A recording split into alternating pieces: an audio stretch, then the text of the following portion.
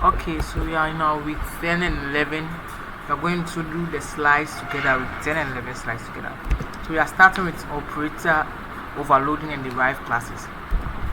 So our objective this week is to learn concept of operator overloading and learn about derived classes. We are also going to learn how to implement inheritance and polymorphism. And what is operator overloading? Operator overloading defines how operators behave for user-defined data types like classes, which are objects, and structures, which are variables. Operator overloading in C++ program can add special features to the functionality and behavior of already existing operators, such as mathematical and other operators. The plus operator, when used with values of type int, returns their sum. However, when used with objects of a user-defined type, it is an error. We are looking at some of our operators here, like I'll look at lecture 4. We have the plus, the minus, the multiplication, the division, the modulo. We have this, the and the or, the comparative, the relational operations, and the pointers as well. And we have memory management operator, the new and the delete. Alright, so these are the types of operator overloading. You have the function overloading and operator overloading basically. And this is how the syntax looks like.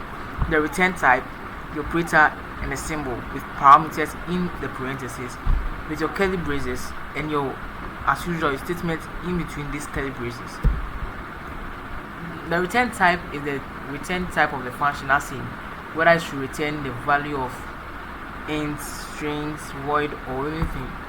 And the operator here is a specific keyword that we'll be looking at.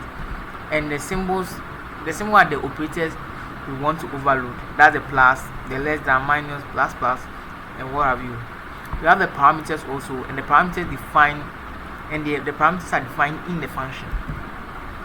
So this is basically a basic form of operator overload.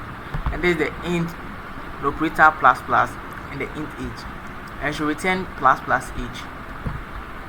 So these are forbidden overloading rules that we have in C++. And you have the ternary or the conditional operator, which is this, the question mark with the semicolon, the colon, sorry. And we have the scope resolution operator, and that's a double colon. And we have the dot operator or member selector, which is the dot. And that's a pointer to member operator, which is a dot and an asterisk. We have the object type operator, the type ID. We have the object size operator, which is the size of. And also have the object alignment operator, align of. And only existing operators can be overloaded. New operators can be created. Only built-in operators can be overloaded. And existing operators cannot be renamed. At least one of the operands in overloaded operators must be user-defined. These are some forbidden rules you have to look at. And it is not possible to change the number of operands of an operator supports. And the default precedence and associations of operators are maintained. We have a simple advantages of operator overloading, and gives simplified syntax. It allows the use of notation closer to the target domain, and it has consistency. It's similar support to built-in type for user-defined types. Yeah, it's easier to understand. Use of familiar operators with user-defined types. So a disadvantage is potential misuse. Abuse or misuse can lead to unexpected behavior and complexity. Overuse or misuse introduces complexity and limited overloading. Not all operators are overloaded. You can't overload all operators. We have derived classes, and a derived class is created from an existing class. The derived class inherits all members and member functions of a base class. The derived class can have more functionality with respect to the base class and can easily access the base class. A derived class is also called a child class or subclass. And derived class definition begins with the keyword class, followed by the derived class name, then colon, followed by access specifier, and base class name. And this basically the structure. Your class, you always start with the class and your derived class name, the name you want to give it, and an access specifier we talk about, and the base class we've already defined. And inside this class, you give it an access specifier, an attribute, and a method, and what have you. We have class definition, and it begins with the keyword class followed by the class name, like this, your class and your name. This is basically a class definition, and it also has the access specifier, the attribute, and the method, all in the curly braces. So to define a derived class called derived record, you do this: your class and the name, which is derived record over here, then a column, and your public, this is the access specifier, my record. And also this another access specifier for this derived class, and this attribute is given a char variable. This is the char and this is the variable grade, and this is the method we are using. This is a method we created already. So access modifiers, derived class using access modifier. Access modifiers such as public, the private, and protected can be used in inheritance using derived classes. And the syntax is your class group D record, for instance, with your colon and your access modifier, and then your name. The public is a derived class. If a derived class is declared in public access, then the member of the base class are inherited by the derived class just as they are. And if it is declared as private, and if a derived class is declared in private access, then all the members of the base class become private members in the derived class. So here, the public is when you give it an access modifier of public, you can use it elsewhere. But when you give it private, it can only be used in that specific derived class, not anywhere else. And protected, the public members of the base class become protected members in the derived class. The private members of the base class are always private in that particular derived class. So here is the syntax, like class, your group D record as the name, your colon, public, and you indicate my record. Also, you can use the private and you can also use the protected, and this is how you go about it. So we are also going to look at the inheritance. And inheritance allows one class to reuse attributes and methods from another class, and this helps you to write clean, more efficient code by avoiding duplications. And there are types of it, and we have the derived class, which is the child, it acts as a child.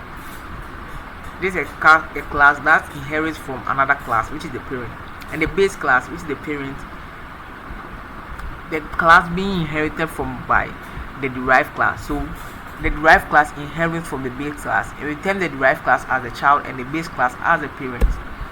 So inheritance also allows us to create a new class, the derived class, from an existing class, which is the base class. The derived class inherits the features from the base class and can have additional features of its own. So here's the base class. It has the eat and the sleep. And the derived class, dog, it also has back by references up to the animal class. So let's say this class animal. This is the one method we have in the animal class. We have another method, the animal class, and this class dog, it has a new bar. It is trying to take some from the parent class, the base class. And we have types of inheritance. We have the single inheritance, multi-level inheritance, multiple inheritance, hierarchical inheritance, and hybrid inheritance. So in the single inheritance, we have let's say we have the base class and we have the derived class, and the derived class is basically taken from one base class. It's like this. And the multiple is one derived class taken from multiple base classes, like you have a land vehicle and a water vehicle, and you've created an ambiguous vehicle which is taking some method from here and others from here too. You have the multi-level inheritance, just like this. You have the class vehicle, you you have the for wheel, and you have another class called car. And this you can see here, this is inheriting from this, and also this, the derived class here is inheriting from this class. So this becomes the base class, the first base class, this is the second base class, and the derived classes is inheriting from both of these. We have this, and we have a hierarchical inheritance, and this is how it looks like: the base class and two derived classes deriving from the base class. We also have the hybrid. We have the hybrid, and we have the class car, which is inheriting from a class vehicle. And this class vehicle, a class called bus, is inheriting from this one, and a class called fare, the bus, is also inheriting from this. So this is basically applying, for instance, only here is applying the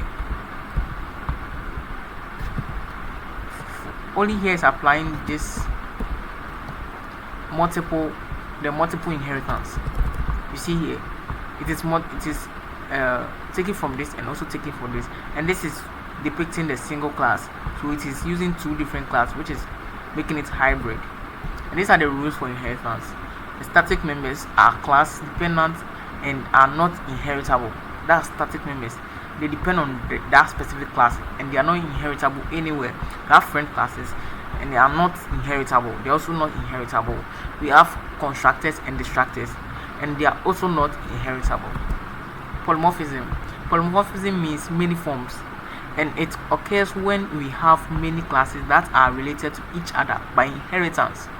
It uses methods inherited from another class to perform different tasks. It redefines the base class member function in the derived class. So this is basically a polymorphism. We have a class called myRecord, and it's having a public, and it's public having the int my age as a variable there, and it is getting this function, this method over here, and it is bringing out this. We have another class called group D record with this public myRecord here, and giving another this one with this one. We are also getting the age here, the get age here method. So that's it for now.